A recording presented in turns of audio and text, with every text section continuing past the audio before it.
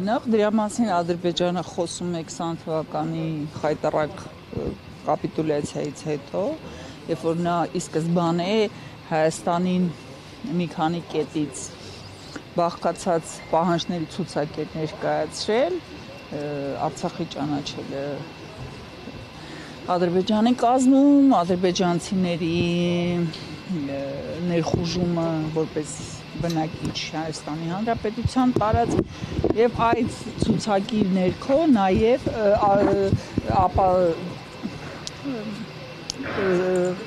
բանակից հրաժարվելը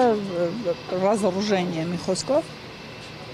եւ այդ թվում նաեւ խոսքը գնում էր նրա մասին, որ հայ առաքելական եկեղեցու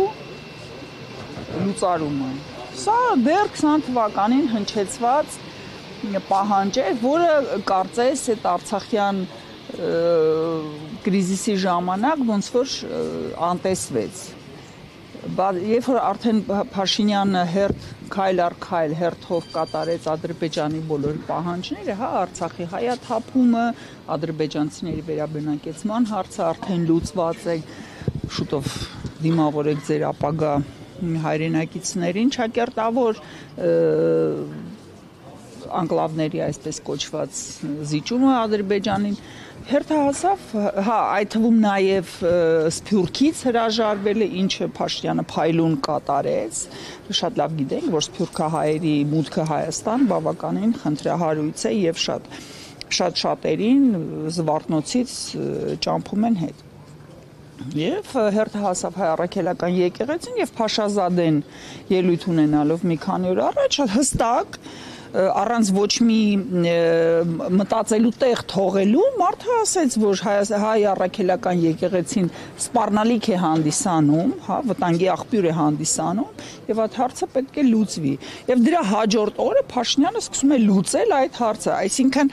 այստեղ ոչ մի հարց չի կարող առաջանալ այդ մի գեղեցիկ որ Փաշինյանը զարթնեց եւ դարձավ հայ առաքելական եկեղեցու կանոնների հետևորդ եւ սկսեց հետաքրքրվել Գարեգին առաջ երկրորդի անձնական կյանքով, ոչ մարդը պատվեր է կատարում իրեն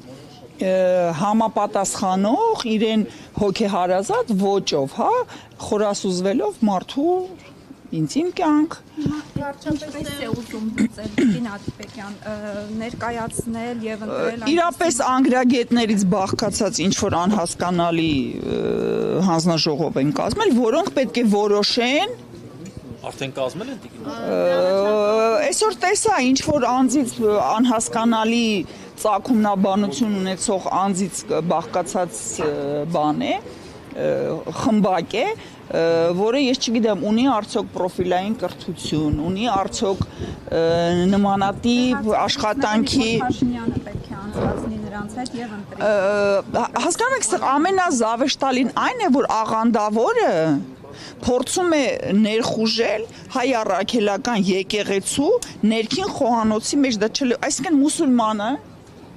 եւ աղանդավորը փորձում են ներխուժել հայ առաքելական եկեղեցու ներքին խոհանոց եւ կազմաքանդել այն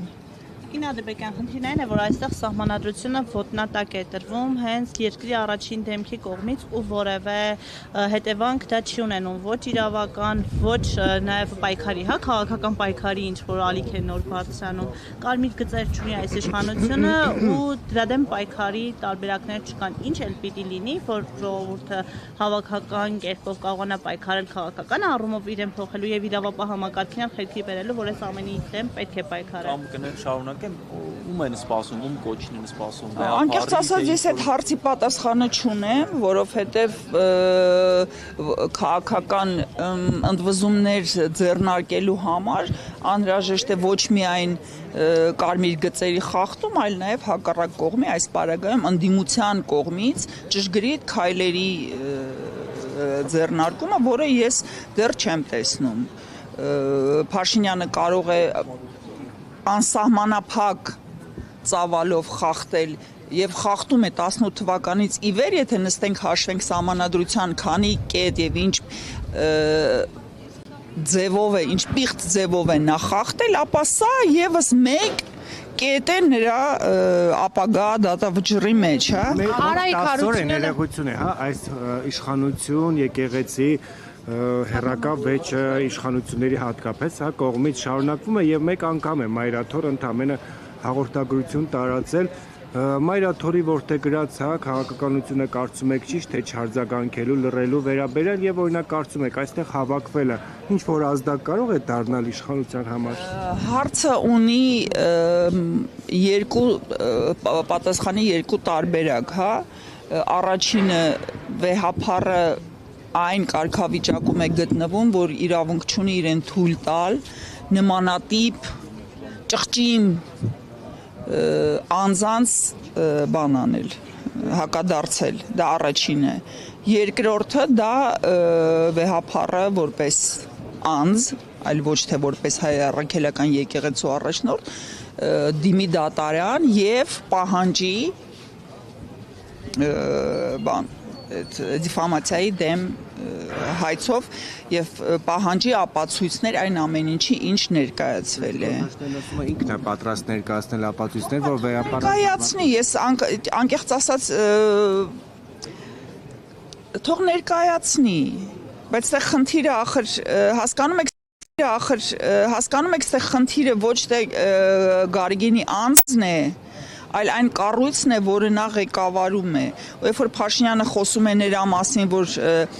նա նոր ինչ որ կաթողիկոս է առաջարկելու կամ առավել եւս ամբողջ ժողովրդով պետք է ընտրեն կաթողիկոս, դա չլսված բան է, որովհետեւ եկեղեցին գոյություն ունի 301 թվականից, հա, եւ նա ունի իր դարերով եկած կանոնակարգը, որը չի նախատեսում նման ընթաց ու Փաշինյանը այն անձը չէ հատկապես չլինելով հայ առաքելական եկեղեցու հետևորդ նա իրավունք չունի խառնվի այդ գործընթացների մեջ եւ այդ կառույցի գործառույթների մեջ ուստի խնդիրը կրկնում եմ ոչ թե Գարեգինի անձն է կամ նրա ապրած կյանքն է ոչ թե հայ առաքելական եկեղեցին է ինքնին այլ հաշվի առնելով որ հայ առաքելական եկեղեցին հանդիսանում է հայ ժողովրդի ինքնության կարևորագույն բազային տար այդ տարը մեր ինքնաընկալման ինքնագիտակցության տակից հանելն է եւս մեկ սյուն են ուզում հանեն մեր հայ լինելու գաղափարից սա է կարևորը հիմա կներկայացնի նա ապացույցներ չի ներկայացնի հարցը այն է որ աղանդավոր Նիկոլ Փաշինյանը իսլամիստ Փաշազադեի հետ միասին Ալիևի այսպես ասած եւ Էրդողանի հորդորով նրանք ոչնչացնում են մեր ազգի ինքնությունը Վարչապետի աշխատակազմի ղեկավար Արայք Հարությունյանն ասում է, որ փուլում ինչ տեղի ունենա, ընդդիմությունը կգտնի դրվագ, որ նշի դա Աթուրք ադրբեջանական տանդեմի կողմից է եղել, բայց դա իրականության հետ որևէ աղերս կարող է չունենալ։ Նաև հարցին թե ինչու հիմա որոշեցին, ասում են, եթե 18 թվականին անեին, կասեիք նոր եք իշխանության եկել, 20 թվականին կորոնավիրուսն էր, հետո ավանդաբար սուտ ասում, որովհետև 18 թվականին փորձեր կատարվեցին, եթե հիշում եք նոր վեհափառ եւ այլ, այսինքն այդ գործընթացը սկսեցին, տապալվեց։ Ինչ պատճառներով։ Երկրորդը Արայք Հարությունյանը ելնելով այդ տգետների խմբակի անդամ չի հասկանում, որ իրանից խելացի մարդ կա այս կողմը, որը կարողանում է մեկը մեկին գումարի եւ ստանա հաստատ երկուս։ Որովհետև տարօրինակ է, որ Փաշազադեն ելույթ է ունենում ու հաջորդ օրը Նիկոլ Փաշինյանը շատ ներողություն վեհափառի ներքնած գեստը դրոշ սարքած նո, ասենց ասենք, հա, Արայք Հարությունյանը այն էակը չէ, որի խոսքը կարող է հիմք հանդիսանալ հավատքի կամ առավել եւս ինչ որ հեղինակային կարծիքի, հա։ Արայք Հարությունյանը ընդհանրապես դդումն է, որի գոյության մասին մենք գիտենք որպես դդում, որը հիմք է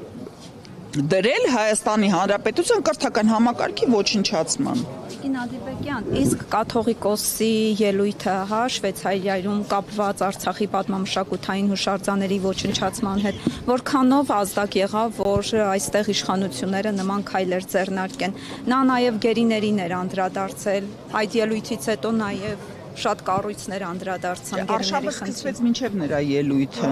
Ելույթը հանդիսացավ այդ ալիքի, այսպես ասած, բարձրացմանը եւ բանը արդարացմանը, հա, երբ որ դու նման ելույթներ ես ունենում, որոնք չեն խոսում մեր